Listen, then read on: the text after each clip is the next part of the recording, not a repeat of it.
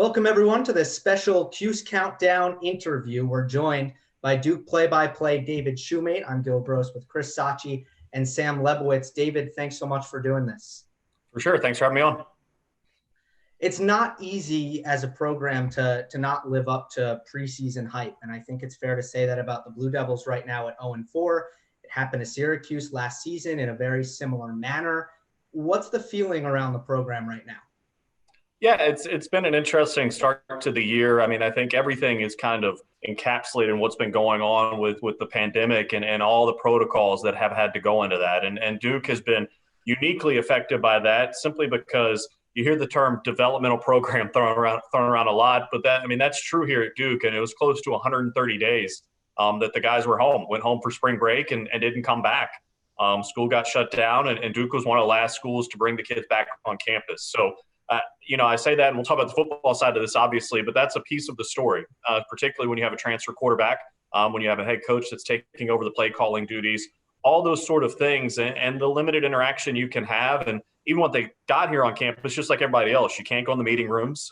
Everything is socially distanced. All of their team meetings are being done at the indoor practice facility. So there's pieces to all of that, and I think it's borne out in the 0-4 start and mistakes you might expect for a team that isn't quite synced up. The turnovers have been an issue. They cleaned that up against Virginia Tech with just one turnover, but that's now 15 for the season. So that's a piece. And when that goes away, penalties and sacks become a problem. So I think there's a lot of things going on with Duke right now offensively that if they clean up, I think is going to make the defense look better, because when you look at Duke's first 4 games, I think the defense has largely been fine. They've had to deal with some injuries, and then they get tired and worn out in the fourth quarter, as we saw particularly against Virginia Tech. They're just gassed, and they've given up a lot of points at the end of the game. But I think if the offensive pieces get figured out, I think it's going to spell good things for the defense as well. Yeah, David, that sounds a lot like Syracuse, where the defense is pulling its end of the bargain, but by the fourth quarter, they simply might be too tired to put up any resistance against the other team's offensive attack. You also mentioned transfer QB Chase Bryce. He's been inconsistent this year, 3 touchdowns, 7 interceptions. David Cutcliffe, a decade plus, he's now calling the plays. Syracuse has a 3.35. How do all these factors contribute to Bryce and play trying to get their first win of the season this Saturday? Yeah, it'll be unique. I mean, the last 3-man front that Duke faced was Virginia, and there were a lot of turnovers that came with that. And the complexity that comes with that, I think, is going to be something that's going to be interesting to watch, how Duke attacks this defense. And you can get lost looking at what the team is doing up front, a 3-3, but oftentimes at least Syracuse has shown having a 4th man on the line of scrimmage. So how does that look? What sort of blitz packages they can bring to the table? And then we haven't talked about, Andre Cisco, is he going to play? Is he not going to play? Perhaps the most talented player on the field defensively for the Orange in the secondary that's very good. So I think that's everything that's going to go into this. I think for Duke, what they're going to have to do is move the football methodically for a couple of different reasons. One would be time of possession. You talked about Syracuse. Duke is right there in the lower third really of the ACC in terms of time of possession. So it's partly to try to keep the defense on the sideline, keep them fresh for later in the game, but also against this Syracuse defense that can be so aggressive and force so many turnovers against Georgia Tech. You got to be careful how much you want to sit back and try to take shots down the field because of the confusion they can create. You can turn over yourself really right out of the football game, and I think those are the points of emphasis for Duke this weekend. And David, we mentioned Chase Bryce earlier. He's a transfer quarterback coming from Clemson. He's been a point of focus for this Duke football team. What's exactly gone well for him so far? What hasn't gone well as he's tried to adjust to this new scheme? Yeah, I think there's different things you have to think about. I think it's just stating facts. There's probably 2 places in the country, Clemson and Tuscaloosa, that have an offensive line where you can stand back there for 10, 15 seconds, look things over, get something to drink, and then throw the football. That's not a reality at a lot of different places. So I think getting comfortable with, how quickly you need to get rid of the football and how you have to throw on time, I think has been a part of the process. But look, he's shown flashes. He's shown the ability to push the football down the field. He throws a great deep ball. I thought he made great decisions against Virginia Tech. Obviously, Duke didn't get the win, but scored 31 points in that game. So, it's easy to pick apart things when things aren't going well, but I think he's making progress. David Cutcliffe's system is very complex. It's one of the things that's made Duke good in his tenure here. Maybe we don't have the talent at Duke that a lot of other programs do, but the complexity of the system offensively and defensively has led to success. And a lot of that is put on the quarterback, whether that's calling out protections, learning how to slide the offensive line. He's in control of all of that. And then the timing with the routes is so important. And we talked about the condensed time frame to learn all that. That's real. And I think as you get into, the 5th and 6th game of the season, you're kind of moving past what most people would consider to be, used to be fall camp. You'll start to see that consistency become something that's a strength versus a weakness, I think, through the first 4 games. The 7 turnovers have hurt Bryce immensely and his ability to move the football and keep the defense off the field. And then you look at Syracuse, a team that has been really the best ball hawking team in the country. So how alarming is that matchup? And that has to be something that you kind of have circled if you're Duke here. Yeah, and I think there's layers to it, right? I mean, it's easy when the interceptions are there to point and say quarterback issues, what's going wrong with the quarterback. But I think there's a lot of different things that go into it. There are a couple of those were just kind of odd deflections that popped up and got picked off. You give credit to the other team, but it wasn't like there was some awful decision that was made to throw into triple coverage. There have been some of those mistakes that have been made, and I think they need to get rectified. But there's also an element of how teams are playing defense these days because of how they're getting pressure on the quarterback. There's a lot of man coverage. There's a lot of guys having to make close contested catches, and Duke has won some of those, but they've lost some of those. And Chase Bryce is the type of quarterback that I think it'll actually serve Duke well. He's not afraid to give his receivers a chance to throw into tight coverage. You got to pick your spots, but to move the football, you got to do that. So yes, the raw number isn't good, right? No one wants 7 picks. But I don't think it all lies at the foot of the quarterback. All right, so we switched from an offensively focused conversation to the Duke defense and the defensive front. I mean, Sean Tucker, really here on the Hill, has become an overnight sensation. Freshman running back, not listed on the Week 1 depth chart, and then last week against Georgia Tech, over 100 yards and 2 rushing touchdowns. That is, although, against a weak Yellow Jackets front in Georgia Tech. Do you think the Blue Devils front, which this season has done a pretty solid job, will be more prepared for Tucker and be ready to stop him this Saturday?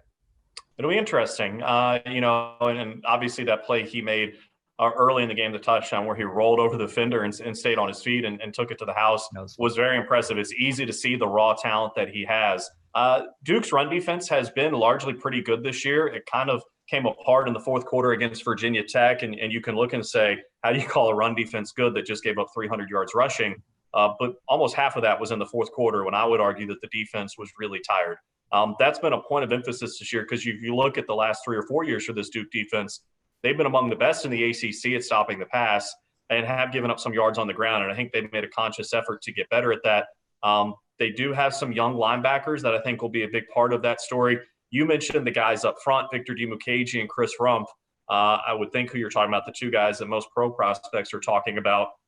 Those guys are pass rushers. Certainly they play a role in the run game, but I think you're looking at guys like Derek Tangelo, Ben Fry, guys on the interior of this Duke defense that are going to be important to stopping the run, particularly, and you guys would know this better than I would, on the early downs, because it seems like Syracuse likes to rip off a 4, 5, 6 yard run on first down, and then that gets the tempo going, and they go faster and faster, and it becomes a self-fulfilling prophecy with tiring out your defense. So I think run defense will be important, particularly on first down. Yeah, and let's talk about last week's game against Virginia Tech, where it was a back-and-forth affair, and they only lost by 1 touchdown, Duke, that is. What was it a step in the right direction for Duke? This is their worst start since 2006 at 0-4.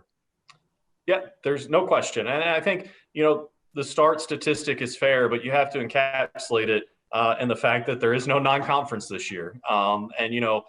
Duke's initial schedule had Middle Tennessee State, Elon, and Charlotte. You can make a strong argument Duke would have been 3-0 and everyone would have felt a little bit differently about this. But Duke isn't the only team playing a 10-game ACC slate, so you pick up and move on where you need to. But I do think there was progress made last week. The offense looked a lot more consistent in the second half. Virginia Tech is a very good football team. I think a lot of people looked at them, putting it on NC State in their opener and said that was a lot more about the Wolfpack. Well, then NC State goes and beats Pittsburgh on the road. So that kind of tells you something about how good this Virginia Tech team could be. And to, have the football down 3 with 4 minutes to go kind of shows the progress that has been made. And the biggest area I saw progress against Virginia Tech was in the running game. There's been so much focus on Chase Bryce, quite honestly, because Duke's rushing attack hasn't gotten going yet. Mateo Durant and Deion Jackson, those two guys were able to get out of space a little bit. And I think those two guys could be a big part of the story, whether or not Duke comes out on the winning end against Syracuse. They have to be able to get something going in the run game to take a little bit of pressure off of the passing game. David Cutcliffe has taken over play calling responsibilities, and he went a long time in his career as an established head coach where he wasn't doing that. So what's been the effect? Yeah, I just speak from my perspective. What I see, the Christmas or the execution is definitely Chase Bryce. You see a little more bootlegs than you haven't seen in the past, and some that might be getting him away from pressure.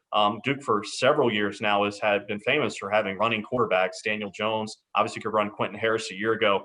That's not a huge part of Chase Bryce's game. I wouldn't be surprised to see them exploit that as the year moves along when teams don't think he's going to run, to turn that into something that's an advantage for them. But those two things are the biggest thing I've seen, the Christmas of the execution, and you can see willingness to take a few more chances. He's talked about this a lot in the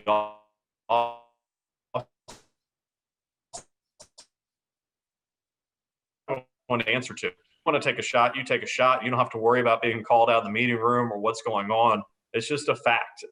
So I think he's been a little more aggressive pushing the football down the field than maybe in years past, and I think that's something that can serve Duke well.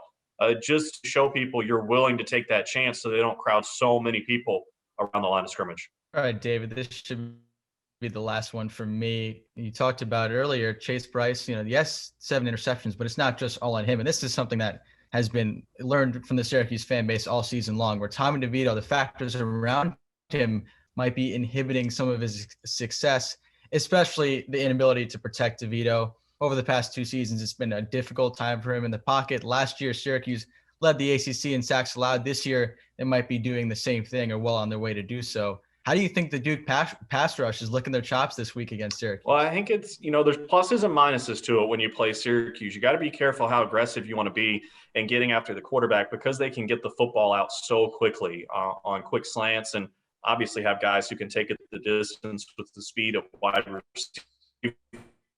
receiver.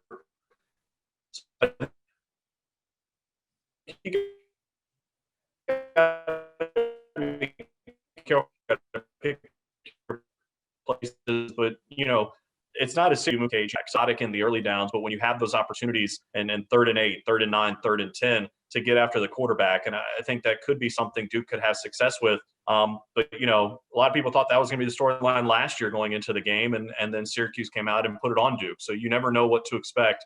But I do think this pass rush is going to be able to get after most offensive lines. And David, one more from me to get you out of here.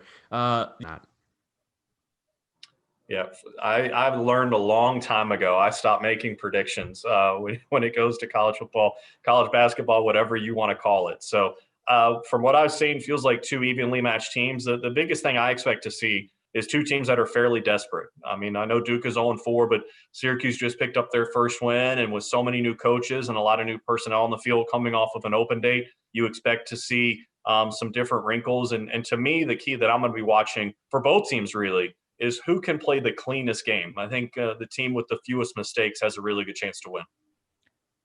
Well, there you have it. The voice of the Blue Devils, David Shumate. Thanks so much for coming on Cuse Countdown. Appreciate it. Thanks for having me on.